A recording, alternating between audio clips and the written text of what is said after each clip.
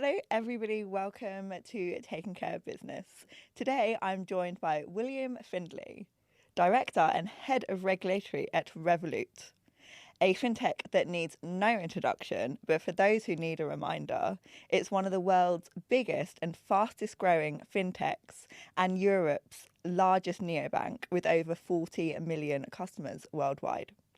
William, you lead the regulatory team within Revolut's legal department, working across global teams to build new financial products and navigate the complex rules that come with operating at this scale.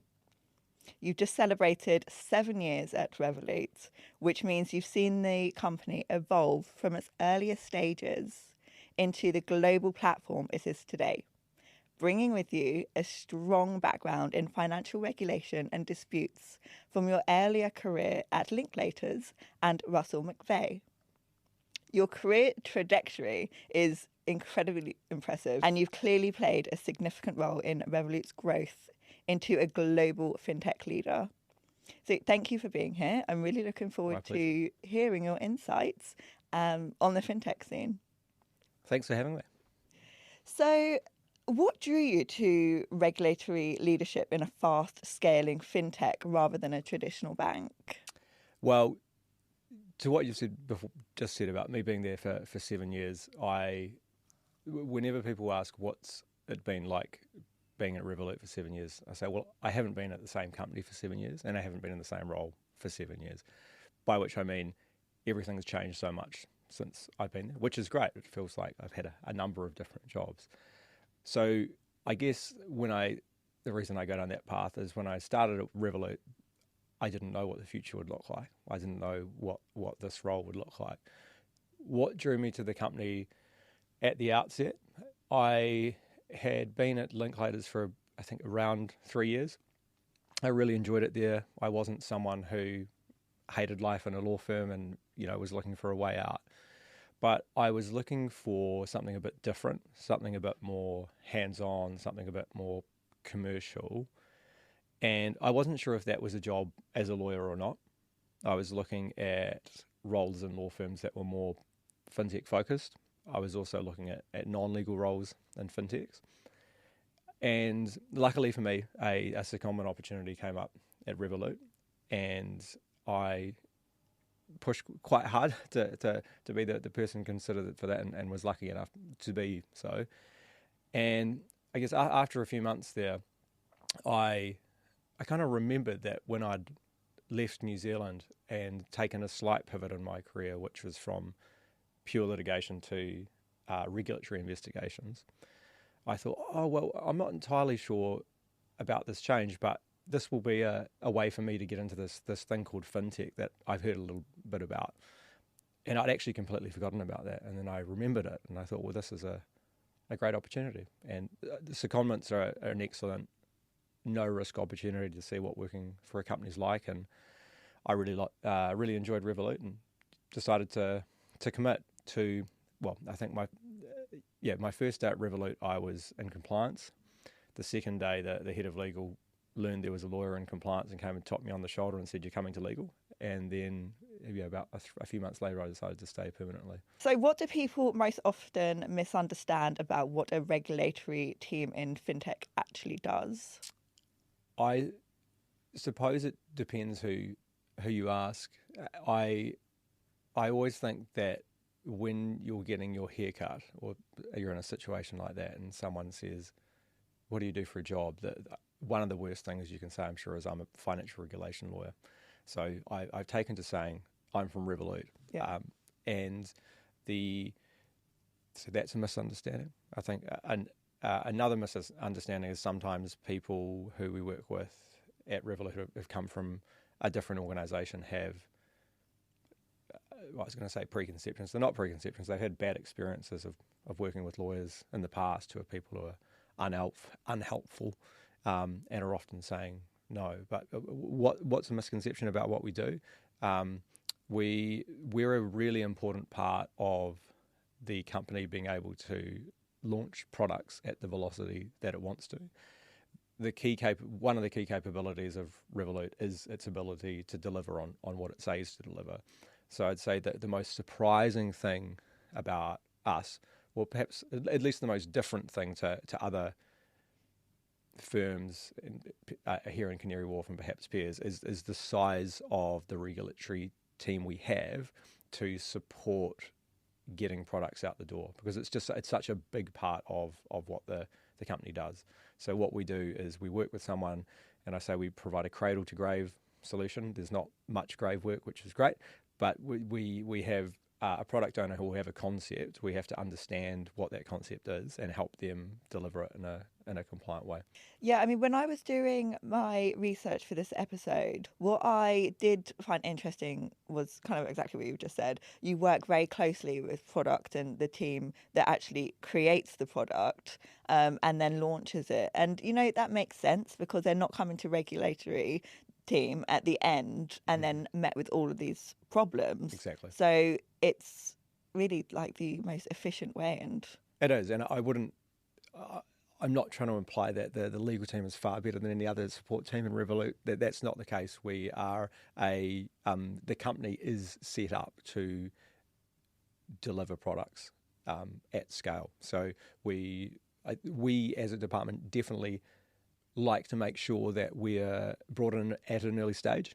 Certainly in my earlier years at Revolut, that was a big mantra we had: speak to the product teams and make sure you're involved at a very early stage. But we're pretty well set up now to ensure that we are involved from the earlier stage. And I think hopefully anyone from the product teams agree. I think we've done well to build a relationship with them where they see us as partners and people who can help them get their products out the door. So you have built some exceptional products. What point does growth ambition start to create regulatory risk, and what tends to break first when scaling globally? Sure. So two probably quite different questions there. There's when people are asking this question, in particular asking it of us, they're often trying to identify a tension point, or as you said, a break point, what goes wrong. But anything you're doing in the regulatory space involves an assessment of how much risk you want to take. You're just applying that maybe at a different pace, maybe at a different scale, maybe at a different ambition. But most things that you want to do, you can achieve in some way or another. The classic conversation I always have with my team is, okay, it should be very, very rare that you say, no, you can't do this. That doesn't mean that you should, compromise what you think the correct advice is. But you need to understand where someone wants to get to. They may want to go down a path which they definitely can't take, but if you understand where they want to get to, you can help them get there. So where is that balance struck? It's really struck on. I know I'm sounding like I'm avoiding your question, but it really is stuck on a case by case basis. Look at the particular situation. How clear is the rule? How close to the rule is what we're doing? What's the regulator's level of focus in this area? How many customers are involved? What's our previous experience in the market? Obviously there's often some difficult decisions to be made from time to time, but when you balance all those factors, you normally feel fairly comfortable in taking a decision. It didn't sound like you were avoiding the question at all. It sounded like you were avoiding the problem to get to the destination that the Good. Product team wanted to get to. So, I mean, that's obviously a talent, a skill, and an art. So, well done for getting to the destination so many times. Because I'm sure many times that roadblocks present themselves. Often, yeah. I think where you see roadblocks, sometimes it will be when someone as I said, someone has a preconception about how they can get somewhere. Sometimes someone has misunderstood the implications of what they want to do, and perhaps they've made promises to other people about how simple it will be to deliver something when in fact it isn't. Yeah. But yeah, the number of times where you've had a very, very clear no is relatively few, and I'm just going back and my memory. And that, I think any instances where you've approached that were more on the earlier stages of the company. And again, I've never been in a situation where we've done something that I've clearly said we definitely shouldn't be doing this. So what regulatory shifts now do fintech founders need to be paying attention to? Quite a few. Well, I'm from New Zealand, and when I moved to the UK 10 years ago, when I first moved here, the likes of Revolut were just getting started, if in fact they had started.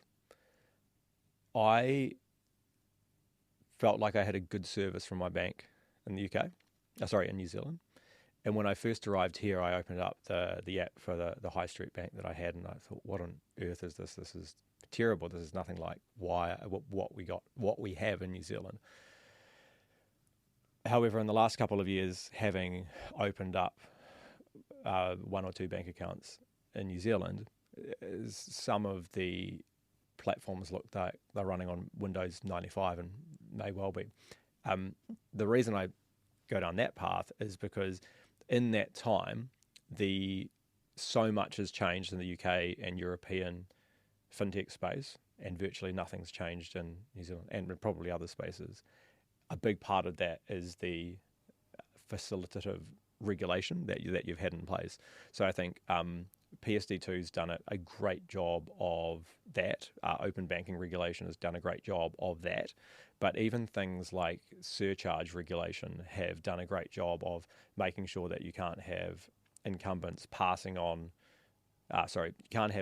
applying fees to merchants and then passing them on to customers and just having sort of no price sensitivity for the merchants. So there's a lot of regulation that's really encouraged competition, which has been really, really helpful and key in the success of the likes of us. Do you think that regulation is keeping pace with fintech innovation, or are we seeing a gap emerge? I don't think it's ever really going to keep pace, which is not a criticism, right? I don't think you want a legislator or a regulator saying, I know what the future is going to look like and I'm planning for it. That's not what law or regulation should do. I think it's particularly difficult at the moment when the UK is diverging from Europe as well. I know a few of those regimes that I mentioned are European level regimes. So, we've got to do a lot more thinking on our own 2 feet. I don't think regulation is falling behind. But I think particularly in the crypto space, we've had a lot of change really, really fast.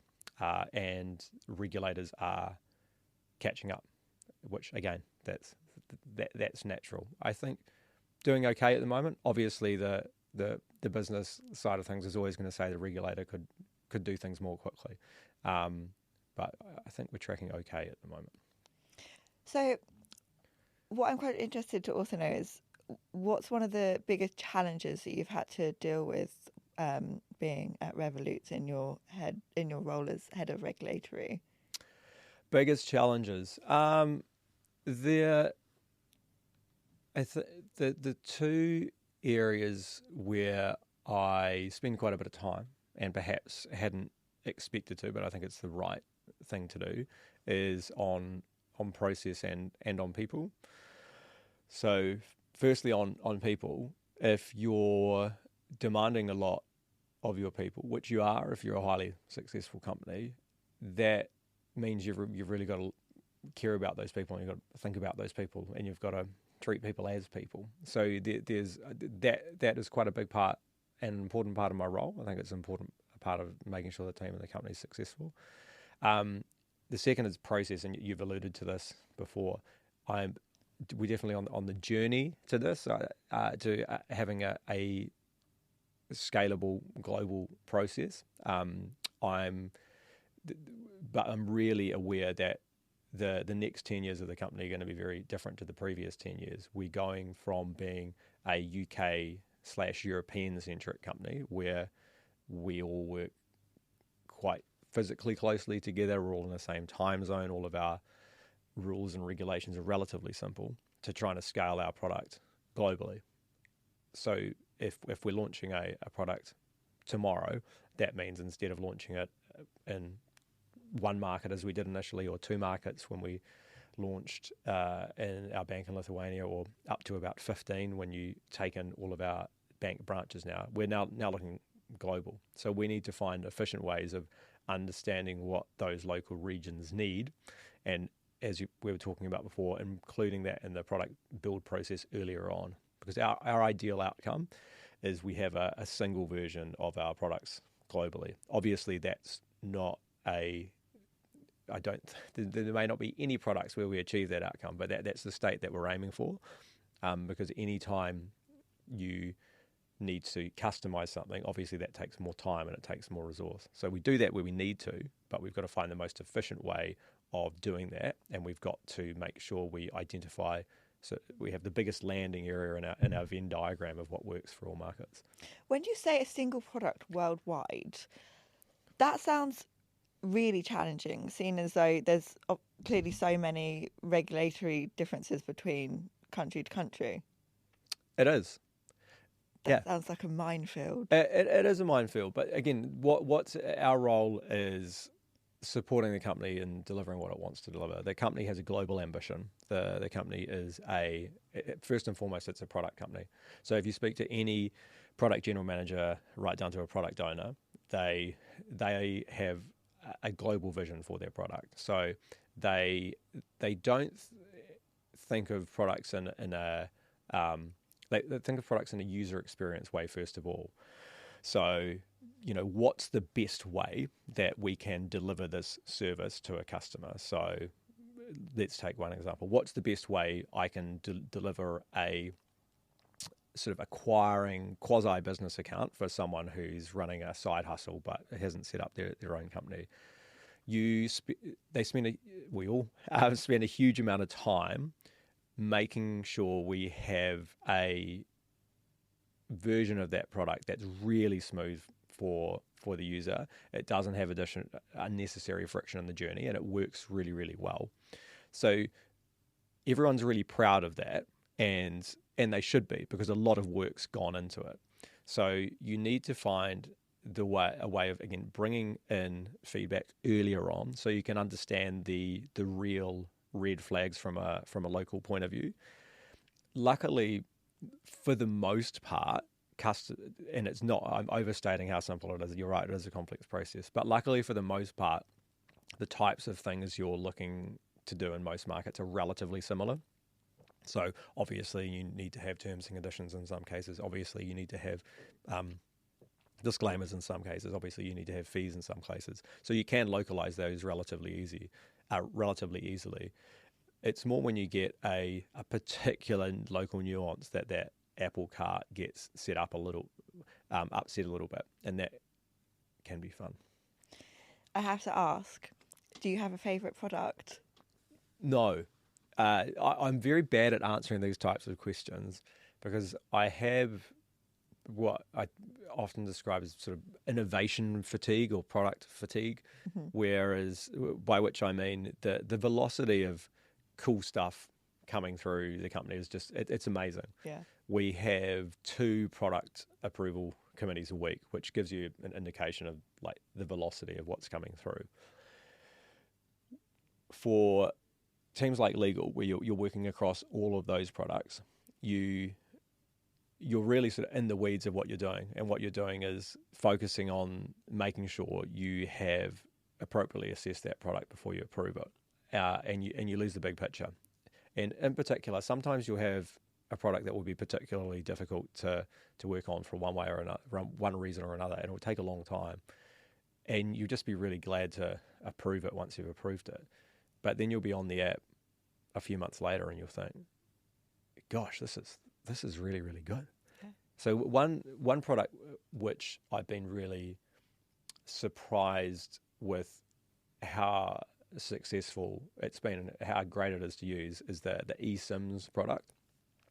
I'm not implying that was a difficult one to work on. We get along really well with that team. But I think when that first came up, I thought, why on earth is Revolut doing mobile plans? This is crazy. And the example I always refer to when I'm alluding to these interesting ideas is when are we going to do Revolut space travel? But anyway, we were doing Revolut eSIMs. It's such a great product. The first iteration of that was just an eSIM, which we offer as part of our bundled pay plans. The reason it's great is it works so well with the travel proposition. If you're going overseas, you get great FX rates, you get travel insurance, you get lounge passes. You also get an eSIM for free.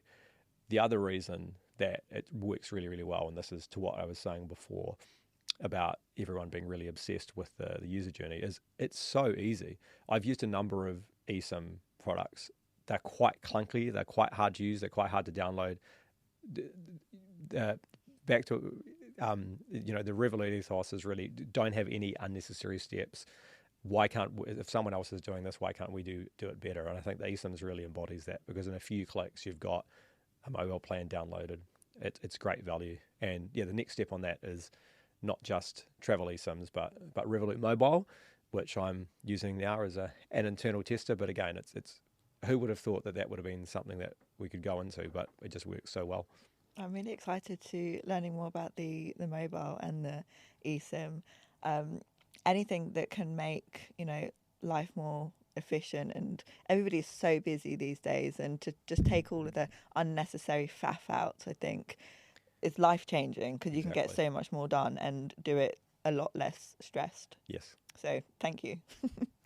So, you are head of regulatory, director, involved in the product launches, and sounds like you wear so many hats and do so much.